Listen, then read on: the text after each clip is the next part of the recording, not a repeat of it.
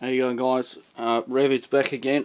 This time covering Giallo films, my Australian tapes and import DVDs, VHS, pretty much all the Giallos I have. For those that are going, what the fuck is a Giallo? It is usually an Italian film. There's Spanish ones as well, and they're just like horrifically violent murder films that feature a black gloved killer, usually stabbing people and whatnot. So you know, that's basically the gist of what a Giallo is. Franco Nero, The Fifth Chord, pretty basic sleeve, but I've always liked that. It wasn't too bad. It wasn't overly violent, but I'm a big Franco Nero fan, and it's quite a hard to find tape. But unfortunately, mine appears to be some sort of fucking bootleg cassette itself, which is very, very annoying. Michelle Sophie's Stage Fright, also known as Aquarius.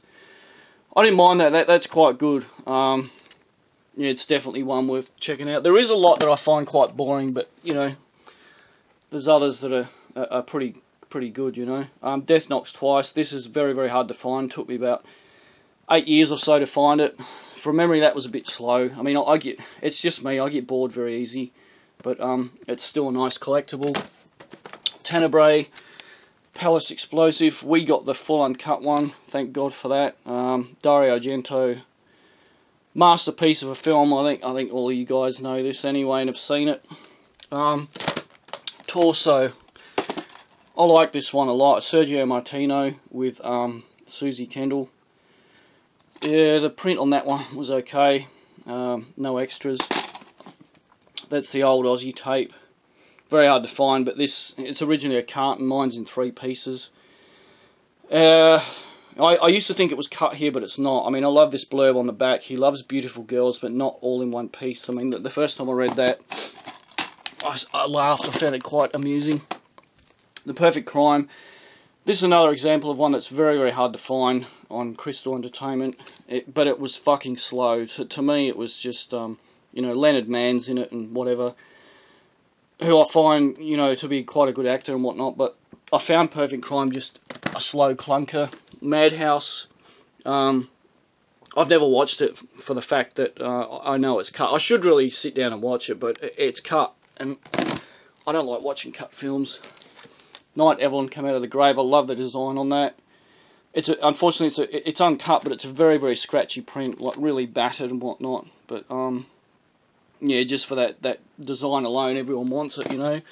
Bloody Moon, Jess Franco. I hate Jess Franco films. That one was somewhat watchable, but yeah, I don't know. I'm not a big fan of Franco films. I know a lot of you are.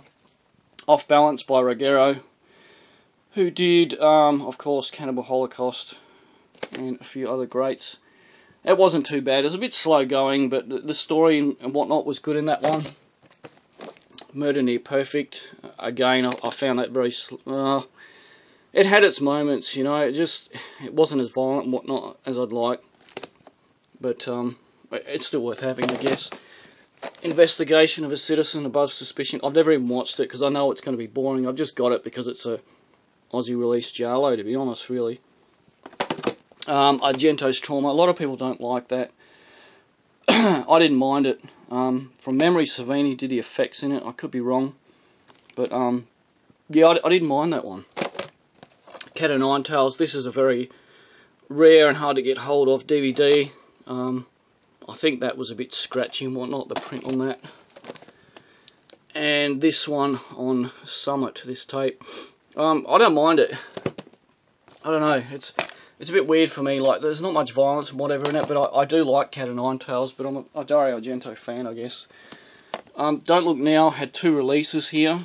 This is the Thorn EMI one, and the one with the superior artwork on Warner. It's not a bad one, that one. I didn't mind it. I thought it was quite good. Fulci's Murder Rock. I hated this. I've just got it because I'm a Fulci fan. So for its collectability, I grabbed it. It's like a dance studio Giallo, but it's just shit. There's no violence. Someone gets hit with a fucking ice pick or a needle or something, and that's about it. The rest of it's just people dancing and prancing around like fucking idiots.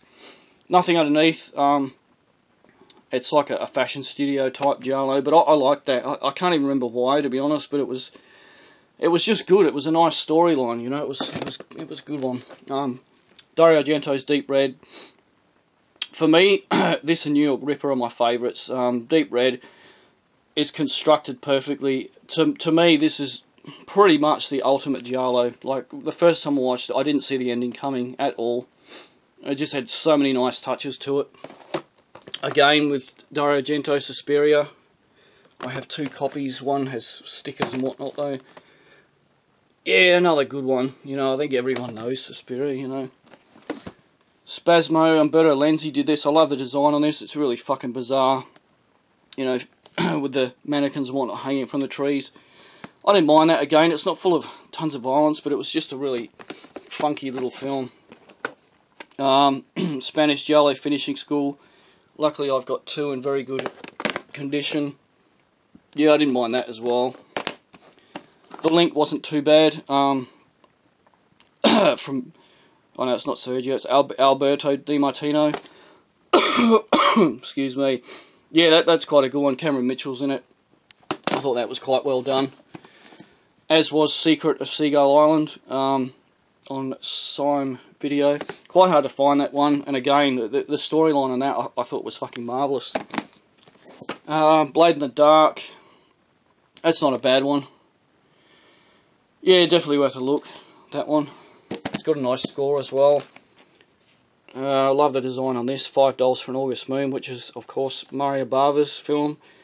I'm just a massive fan of Bava films, and you know, again, that's not got that much violence in it and whatnot, but it was quite a good film.